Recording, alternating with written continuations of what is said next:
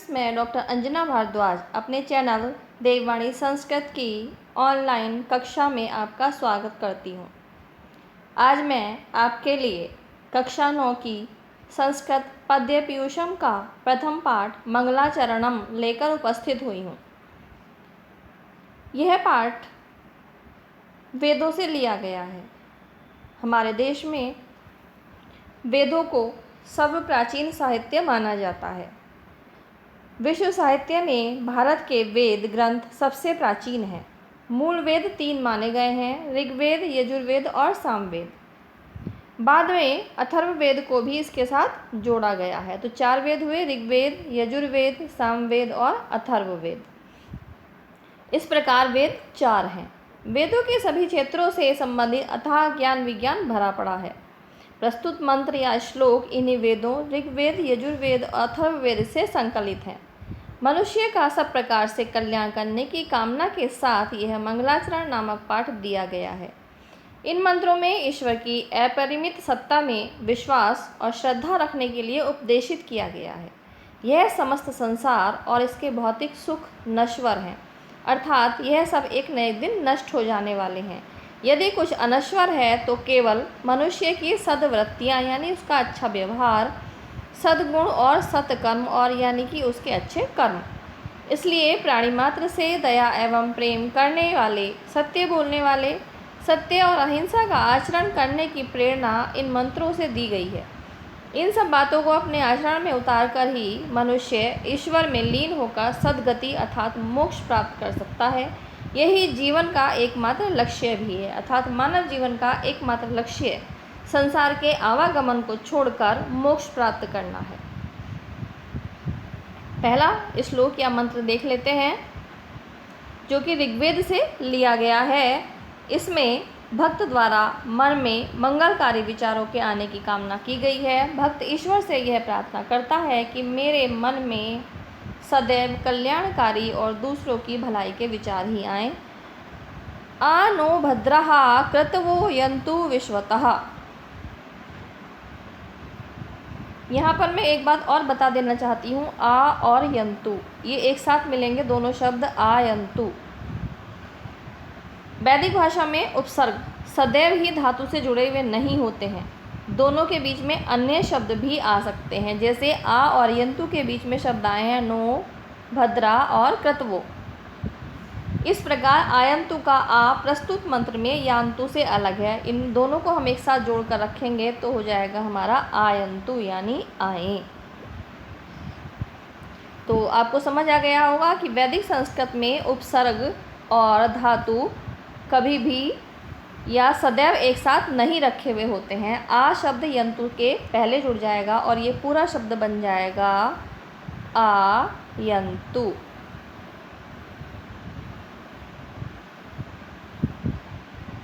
इसका अर्थ होगा आना। नो यानी हमारे, भद्रः कल्याणकारी, क्रतवो संकल्प या विचार, आयंतु यानी आए, आ और यंतु, विश्वतः चारों ओर से, अर्थात हे ईश्वर विश्वतः चारों ओर से नो हमारे मन में भद्रः कल्याणकारी क्रतवो विचार आयंतु आए। जाना अर्थ वाली धातुओं में आ उपसर्ग लगाने से उसका अर्थ आना हो जाता है। जैसे यंतु जाना धातु है और इसमें अगर हम आ उपसर्ग लगा देंगे तो इसका अर्थ हो जाएगा आना। तो इस श्लोक का अर्थ हुआ, भक्त ईश्वर से कामना कर रहा है, ईश्वर मंगलकारी विचार, भद्रः क्रतवो यानी मंगलकारी विचार या संकल्प विश्वतः चारों ओर से नोहो हमारे मन में आयंतु आए, हमारे मन में कल्याणकारी विचार चारों ओर से आए। सेकंड श्लोक देख लेते हैं। भद्रम कर्णेभिः शृणुयाम देवः भद्रम पश्येम अक्षिभिः यजत्रः।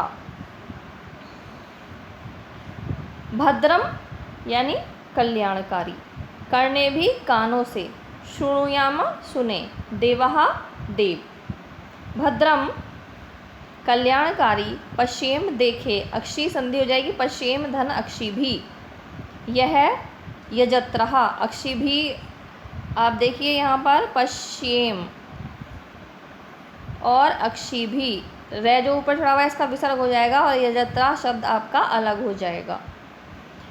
भद्रम कल्याणकारी पश्चिम देखें अक्षी भी आँखों से, यजत्रः यज्ञ करने वाले हम लोग। तो यहाँ पर जो भक्त हैं यज्ञ करने वाले देवों ने देवताओं से शुभ सुनने और शुभ देखने की याचना की है। यजत्रः याज्ञिक लोग कहते हैं कि हे ईश्वर भद्रम कर्णे भी श्रूयाम, हम कर्णे भी कानों से भद्रम श्रूयाम कल्याणकारी शब्दों को सुने, भद्रम पश्येयाम अक्षी भी और आँखों से सदैव शुभ कार्य ही देखें। अगला श्लोक देख लेते हैं।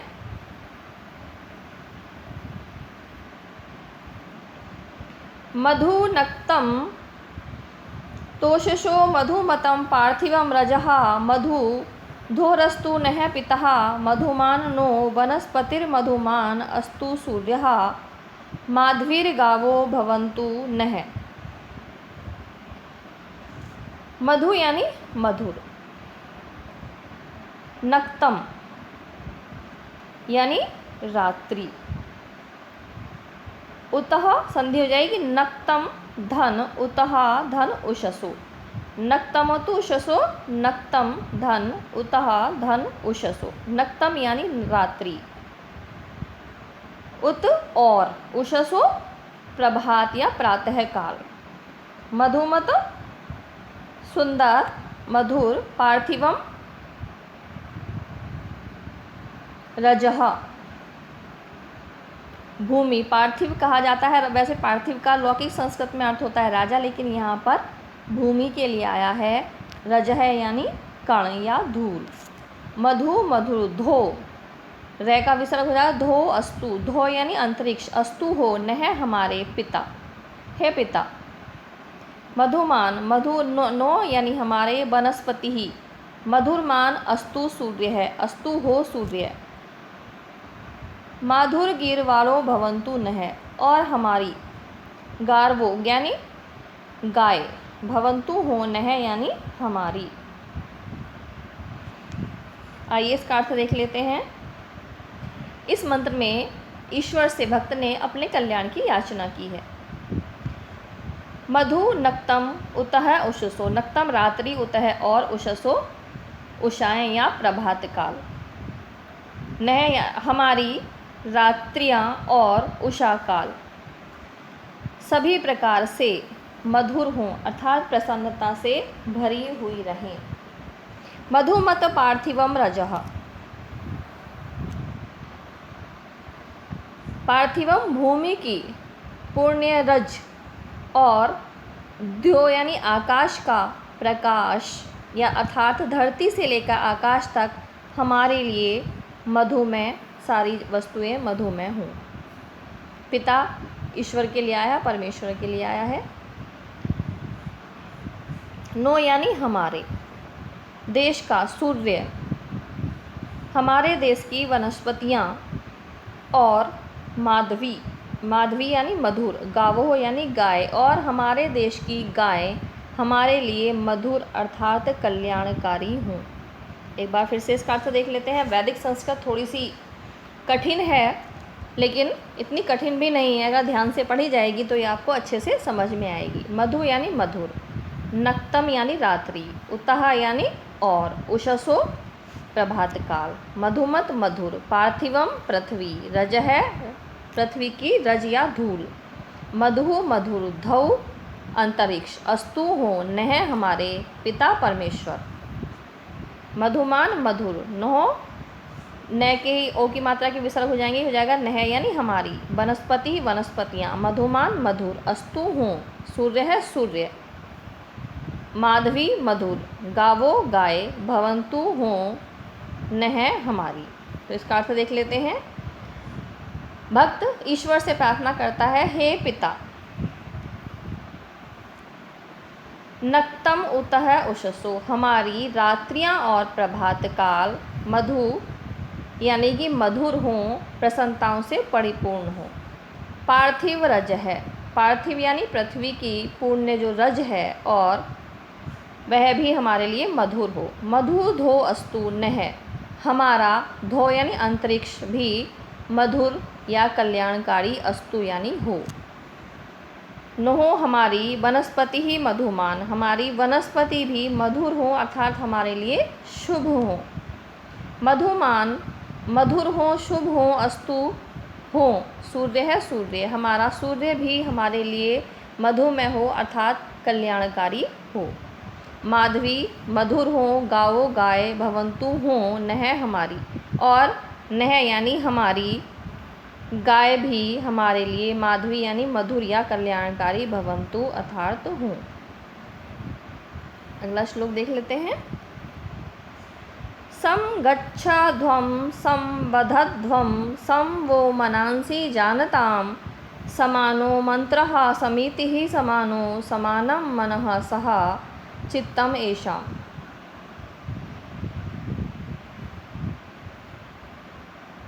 सं गच्छध्वं, सं गच्छध्वं साथ साथ चलो। संवदध्वं साथ साथ, वदध्वं बोलो। सम का अर्थ है साथ साथ, गच्छध्वं चलो, गच्छ यानी जाना, साथ साथ चलो।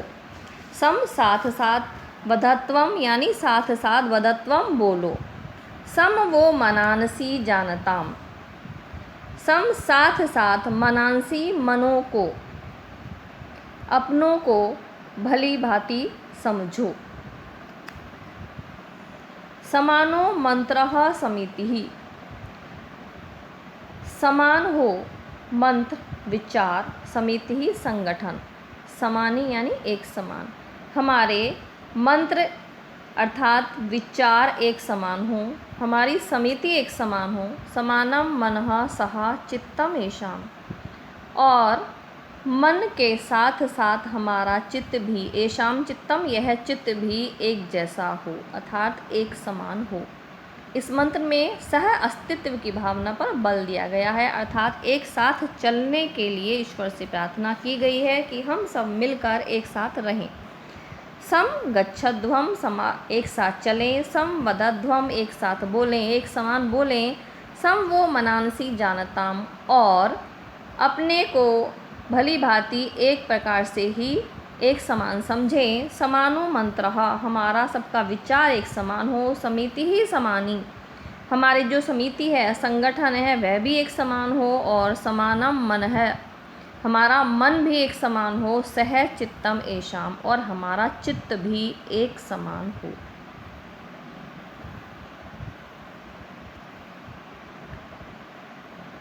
सुसारथी अश्वानीव यन मनुष्यान् नेनियते अभिशुरभिर्वाजीन इव, हत प्रतिष्ठम यदजिरम जविष्ठम तन्मे मनः शिव संकल्पमस्तु। सुसारथी, सु यानी कुशल, सारथी यानी जो रथ चलाता है उसको सारथी कहा जाता है।